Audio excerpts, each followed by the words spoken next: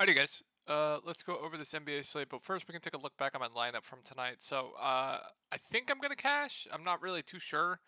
Right now, my lineup's duped so much that I don't know. It's gonna be pretty close.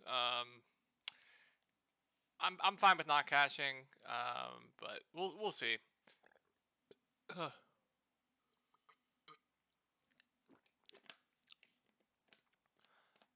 Gonna need some Steph. Gonna need some Sabonis here to close this game out. But yeah. Lineup today: Tyus Jones, John Concher, Dylan Brooks, Kevin Love, Devontae Sabonis, Darius Garland, Evan Mobley, Steph Curry. The core that I had today for Patreon was Tyus Jones, John Concher, Dylan Brooks, Kevin Love, and Darius Garland, all who absolutely smashed. So yeah, that was my lineup from today. I am going to close that. So that's my lineup from NFL. And we can take a look. We can take a look at my lineups from the past couple days. So we'll go over NFL in a little. We'll do NFL a little bit later, but since I made my video today, we'll just go over my lineups from the past couple days or so. Obviously, NFL went very well today, as you can see from that. But yeah, this was yesterday, I believe. Had a good day there, so hoping to keep it going. I haven't missed a cash since I've been home from the hospital, so hoping to keep it going here. Good day here. Cashed here.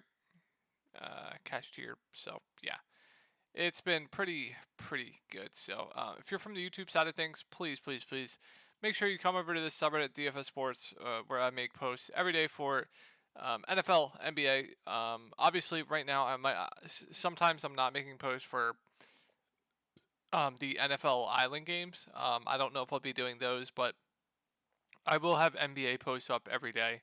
Um, so yeah, just not sure if I'll be doing the NFL Island games for now. Just because I've been advised by doctors to definitely take it easy and you know, uh,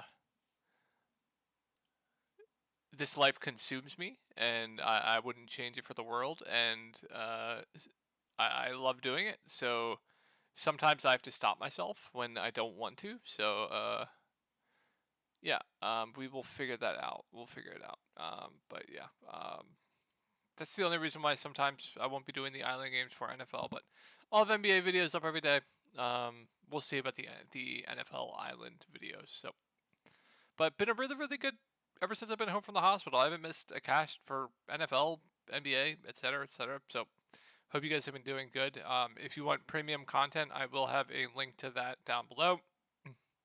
You can look on the YouTube comments, or you can look on the subreddit post on DFS Sports, where I'll have in-depth videos going over each slate, player pools, cash, GPP, etc. I'll have links to that below. So yeah, let's go over this slate. Charlotte at Orlando. Is my door closed? Yes, it is. All right, Charlotte at Orlando. LaMelo Ball is going to be back. We're going to have to keep an eye on if he's going to be limited or not. He was limited the last game. If he is not limited, then I definitely do have some interest in a good matchup up against Orlando. I think the price tag would be a little bit too cheap if he's not limited. But if he's limited, I'm not going to really have too much interest. Excuse me. Hold on.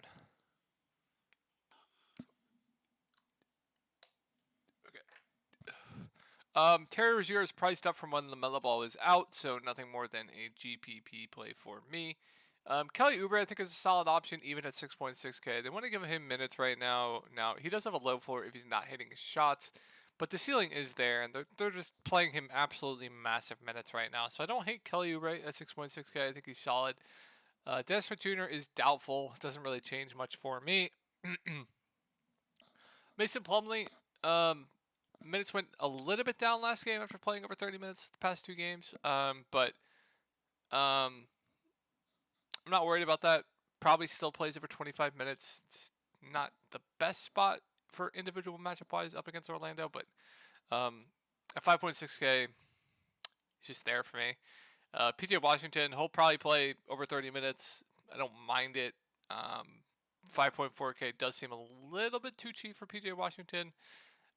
So I don't think I hate PJ Washington. I think he's fine. And then McDaniel's a 4.7K, probably gonna play over 25 minutes. Do it all guy. I don't hate it. I think he's a fine option on the Charlotte side of things. So on to Orlando. Palomachero is questionable, but I am fully expecting him to play. So we'll go over assuming he is in. So with him in, Palomachero at this price tag, just nothing more than a contrarian play for me. Now, obviously, he does have a ceiling.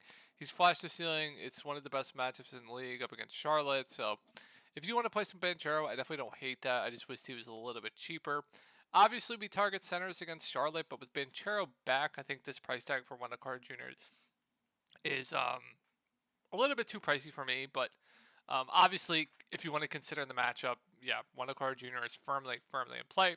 Wagner, the thank you. If I knew Bull was going to play, like 30 to 35 minutes, I would like him, but his minutes are all over the place. So for that reason being, just a tournament play for me. Excuse me. I don't know why, but my bottom of my foot is killing me. 1 second, guys. All right. I don't know what that was. And then I don't really think I'm touching anyone else with Banchero most likely back. Okiki's probably going back to the bench. Mobamba just not playing enough for me to go there.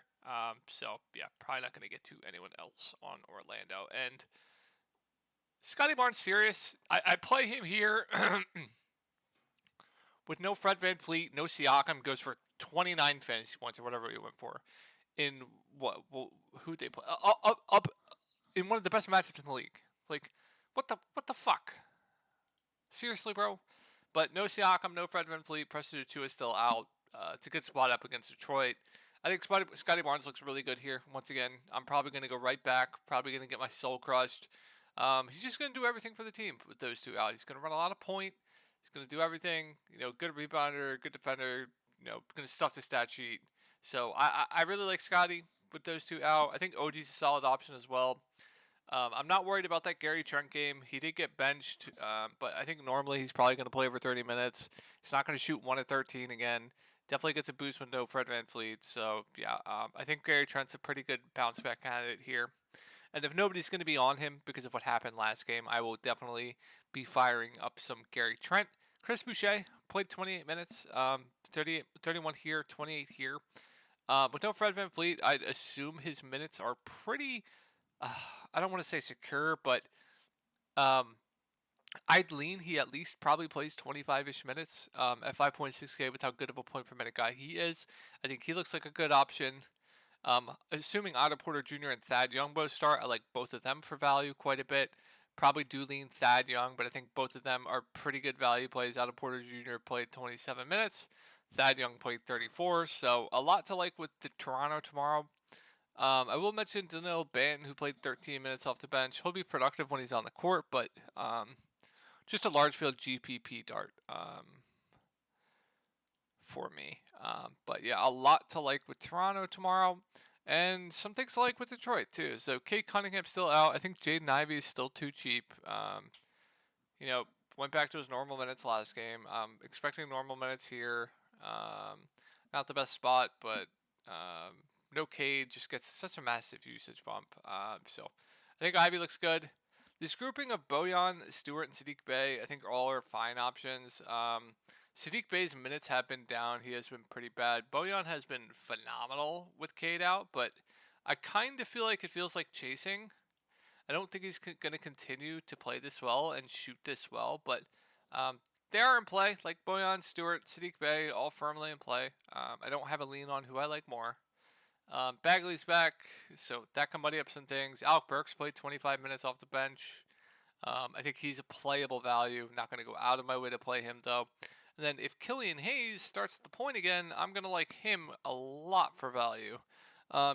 He's going to be really productive when he's on the court. Now, he's not going to be the most efficient guy. He's been really, really bad this year, but when he's on the court, he's going to be productive. And as you guys know, I was high on him here.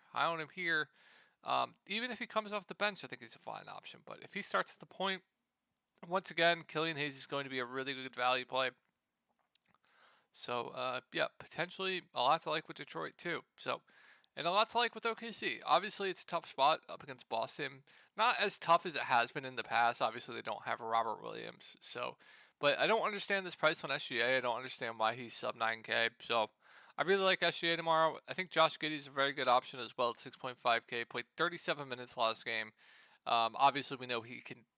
He's going to stuff the stat sheet. Has triple double upside as we saw last game. So I really like both the main two guys here for OKC. Lou Dort, nah. Poku, nah. Outside of that, meh. Jerry did play 30 minutes last game.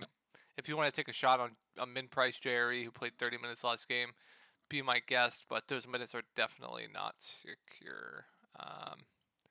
On to Boston. So Tatum, priced up from when Brown was out. Just a GPP play for me. I think Jaylen Brown at 8.5K is a solid option. You know, the guy that's going to be the clear number 2 on this team. Going to put up a ton of shots. Good spot against OKC individually and team matchup. So I do like Jaylen Brown quite a bit. Smart, a little bit pricey for me. Al Horford, I think it's a good spot for him at 5.4K with him being back. Probably plays close to or over 30 minutes. I think he's solid at 5.4K. And then Grant Williams, Derek White, a little overpriced with those guys now back. And then I don't really think I'm getting to anyone else on the Boston side of things. So, Phoenix at Miami, tough spot here for Phoenix. If Chris Paul is in, I have no interest in this team, but I guess outside of DeAndre Ayton, who I think would be a fine option, but obviously I don't like the matchup. But if Chris Paul's out, you guys know what to do. It's go right back to campaign. 6.3K is still too cheap for him with his role with no Chris Paul. Just gonna play a ton of minutes. Gonna handle the ball. On this team, when you're handling the ball, it's a very valuable role. So if Chris Paul's out, I still like campaign a lot at 6.3K. I think that price tag's too cheap. I think Bridges is a solid option as well, regardless. Just playing massive minutes.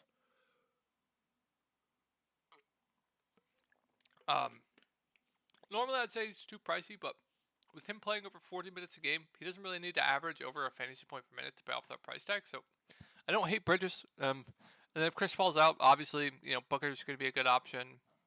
Or whatever Payne. Ayton doesn't really get a boost. Just indifferent on Ayton, especially with the matchup. And then there is some value here. So I think Torrey Craig you can definitely consider, who's had a significant role over the past week or so. Especially if Chris Paul's out. I don't hate Torrey Craig at all. And then I think Damian Lee will play the backup point. Or we'll get more backup run. I think it's an interesting GPP play. On to Miami. So Tyler Hero is questionable. You guys know what to do. If he's in, I want just no interest in anyone on this team. If he's out, yeah, Butler looks good. You can consider Butler. Bam Adebayo on a tough spot. 8.4K I think is a little pricey for this matchup. Kyle Lowry, fine option if Harrow's out. Struss, fine option if Harrow's out. Gabe Vincent will get extra one with Harrow out. I think he's a fine value. Caleb Martin, 4.3K, fine option. But that's really pretty much it for Miami. Let's go on to Atlanta. Excuse me. You guys know what I'm going to say here. Like, Trae Young, DeJounte Murray, they're both good GPP plays. I don't have a lean on which I like more. Onyeka Okongwu is back, so Kim and Capella are going to split the center minutes. I definitely do prefer Okongwu for the discount. I don't hate him for value. John Collins has been god-awful. I don't think I can do it. And I'm not touching anyone else for Atlanta. So, Giannis is expected to be back. Drew Holiday is out. Chris Middleton is doubtful, I believe. So we're just going to assume Chris Middleton is out, Drew Holiday is out, and Giannis is back. So with that being the case, Giannis is just going to have to do everything. I do believe this game will stay close, so Giannis looks phenomenal if you had the money for him. Portis, too pricey for me with Giannis back. Brook Lopez, too pricey for me with Giannis back. Javon Carter, I think is too pricey for me with Giannis back, but I think Javon Carter is still playable. Grayson Allen, same thing, too pricey. Beauchamp, too pricey. So outside of Giannis, not much else for me on the Bucks. On to the Clippers. No John Wall, no Kawhi Leonard. I think Paul George in a phenomenal spot up against the Houston Rockets. Looks like one of my favorite spend-ups on the slate outside of Giannis Antetokounmpo and SGA. and Scotty Barnes. I don't know how I'd rank them, but I think Paul George looks very, very good in this matchup. I think Zubac at 6.9K looks like a pretty good option as well. I'd probably project him for over 30 minutes. It's a good spot against Alperen Sengun, who is not a good defender at all. Two teams that don't play any defense, two teams that play fast. Sign me up. Like Zubac, like Paul George quite a bit. Marcus Morris at 6.3K is playable. Reggie Jackson at 5.1K with no John Wall, no Kawhi Leonard, I think should probably play around 30 minutes. I think he is playable. I don't think he's a smash, but I think he is playable. And then whoever starts, we're going to have to monitor the starting lineup. Probably going to be one of Kennard or Mann. Whoever starts would be a playable value. On Houston, so Jalen Green is questionable. If he is in, once again, I like both of the Houston guards quite a bit. They're just playing huge, huge minutes. Like, Jalen Green played 38 minutes last game. Kevin Porter Jr. didn't play as much, but I'll expect those minutes to tick up a little bit. So, I really like both the main Houston guards if they both play. I think Sengun's a fine option, but I definitely do prefer just getting to one of the Houston guards over him. Jabari Smith had a bit of an outlier game last game because Sengun got into foul trouble, so I'm not going to be chasing that. Eric Gordon's just always a playable value. We know what we're going to get from him. We're probably going to get around 30 minutes. Probably going to get a guy that's just going to sit there, hit some threes, get some rebounds, a few assists. I don't hate it for value. KJ Martin, Terry Eason, I think are both okay value plays off the bench. I think both play over 20 minutes.